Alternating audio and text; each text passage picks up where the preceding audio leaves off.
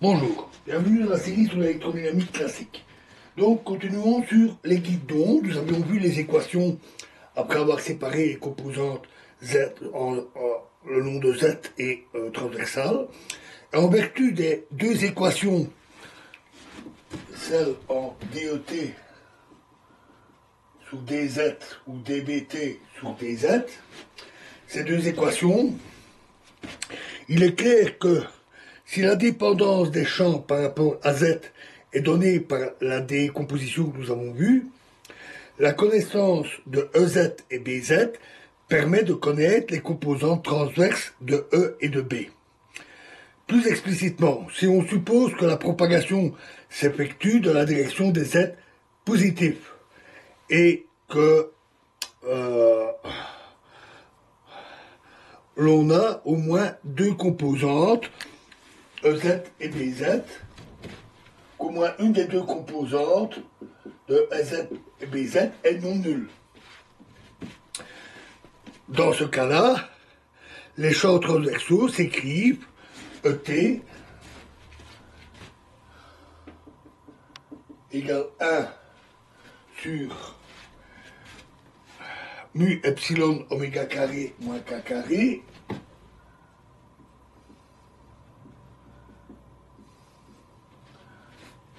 fois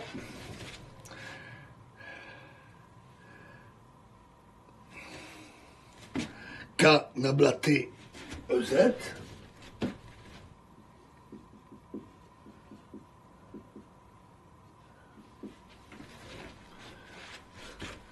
moins oméga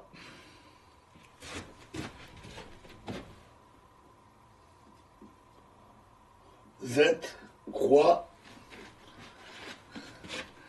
nablaté BZ.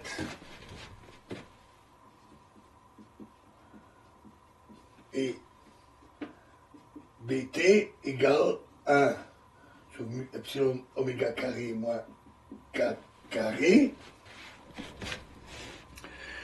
fois k nabla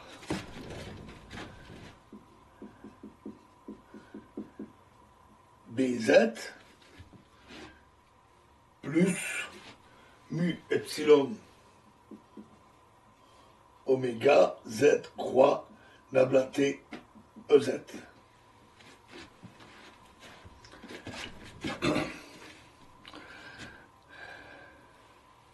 Le déplacement dans la direction opposée s'obtient en changeant le signe de K. Avant de considérer les types de champs susceptibles d'exister à l'intérieur d'un cylindre creux, notons l'existence d'une solution dégénérée appelée onde transverse EM ou TEM. Cette solution a toutes ses composantes de champ perpendiculaires à la direction de propagation et la seconde équation des équations que nous avons vues à la fin de la vidéo précédente et l'avant-dernière montre que EZ égale 0 et BZ égale 0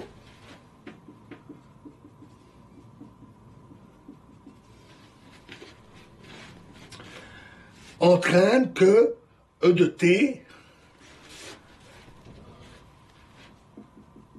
égale notez ici E, T, E, M vérifie nablaté croix E, T, E, M égale 0 et nablaté E, T, E, M égale 0. Cela signifie que ETEM est solution d'un problème d'électrostatique bidimensionnel. Ce résultat entraîne trois principales conséquences. La première est que le nombre d'ondes axiales s'exprime par sa valeur dans un milieu infini. K égale K0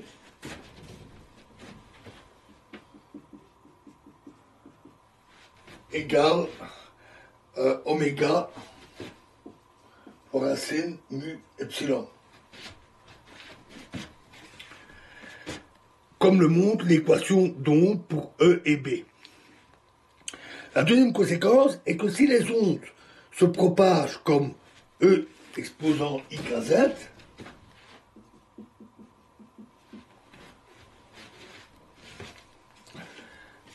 le champ magnétique tel qu'il se déduit de la troisième équation, toujours des équations de la vidéo précédente, la troisième équation, ce champ s'écrit BTEM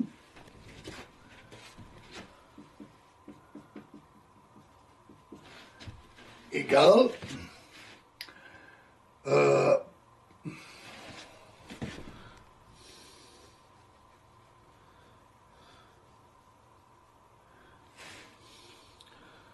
plus ou moins racine mu epsilon z croix ETEM.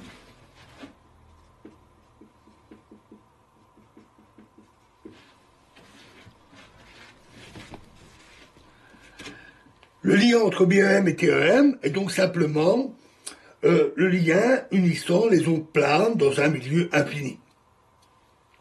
La troisième conséquence est que le mode TEM ne peut exister à l'intérieur d'un seul conducteur cylindrique, creux de conductivité infinie, conducteur parfait. La surface du cylindre étant équipotentielle, elle ne peut renfermer de champ électrique. Il faut donc avoir 2 ou 3 surfaces cylindriques pour entretenir le mode TEM. Par exemple, le câble coaxial et la ligne de transmission bifilaire sont des structures dans lesquelles le mode TEM est dominant. L'une des propriétés importantes du mode TEM est l'absence de fréquence de coupure. Le nombre d'ondes est donné par la relation ici est réel, quel que soit oméga. Cela n'est pas vrai des modes associés au cylindre creux, comme on va le voir bientôt. Voilà, et nous verrons la suite dans la prochaine vidéo. Je vous remercie.